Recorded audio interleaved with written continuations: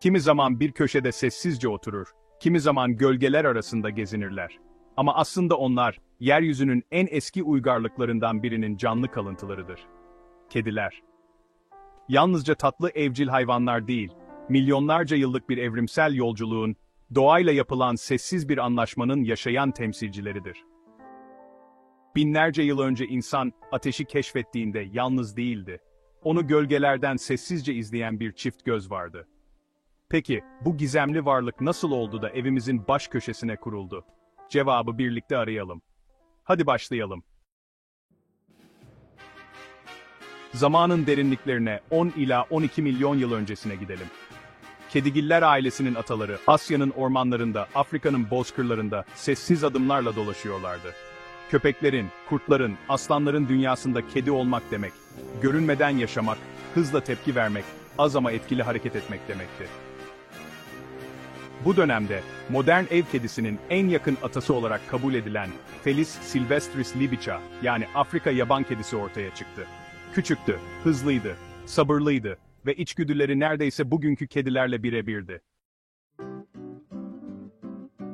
İnsanlık tarım yapmaya başladığında, buğday ambarları farelerle dolup taştı.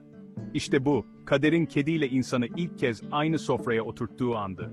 Afrika yaban kedileri, insanların yanına kendi istekleriyle yaklaştı.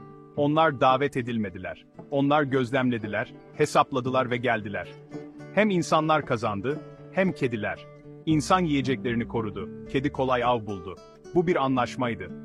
Yazılı olmayan ama içgüdüsel bir sözleşme. Milattan önce 3000'lere geldiğimizde, kediler artık sadece koruyucu değil, kutsaldı. Antik Mısır'da kedi, tanrıça Bastet'in sembolüydü.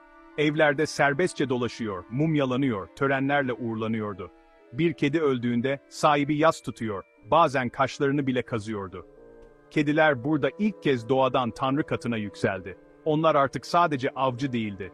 Rehberdi, koruyucuydu, mistik bir varlıktı.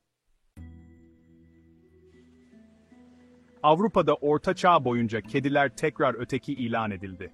Özellikle kara kediler. Cadılıkla ilişkilendirildiler, uğursuzluk sayıldılar. Kilise tarafından yasaklandılar.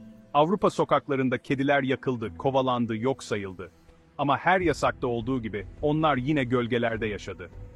Ve tarih ironisini gösterdi. Veba salgınları yayılırken kedilerin yokluğu fareleri çoğalttı. Ve hastalıklar da.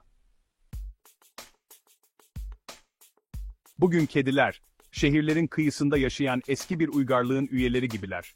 Onlar hala kendi kurallarına göre yaşar. Bir köpeğin boyun eğdiği yerde, bir kedi karar verir. Bir kedi eve gelirse, o ev artık ona aittir. Sokak kedileri, yeryüzünün en uyumlu canlılarından biridir. İnsanları uzaktan gözlemler, dostluğa adım adım yaklaşırlar. Ama hiçbir zaman tam olarak evcilleşmezler. Çünkü onlar sadece ev kedisi değil. Onlar doğanın içinde özgürlüğünü unutmamış tek ev arkadaşıdır. Kediler evrim geçirmeye devam ediyor. Bugün onların mırıldanması sadece bir huzur sesi değil, belki de içgüdüsel bir iletişim, insanın kalbine dokunmanın doğal yolu. Bilim insanları hala kedilerin bazı davranışlarını çözebilmiş değil. Neden mırıldanıyorlar? Neden bazı insanlara hemen yakınlaşıp, bazılarına asla güvenmiyorlar? Bu soruların cevabı belki de çok net, kediler insanı hala inceliyor. Belki de biz onların dünyasına henüz tam olarak kabul edilmedik. Onlar bizimle yaşar ama bize ait değildir. Onlar bizden değildir ama biz onlara aittiriz. Kediler, zamanın içinden süzülüp gelen bir medeniyet kadar eski dostlarımız. Videoyu beğendiyseniz beğeni tuşuna basmayı, hype puanı göndermeyi unutmayın.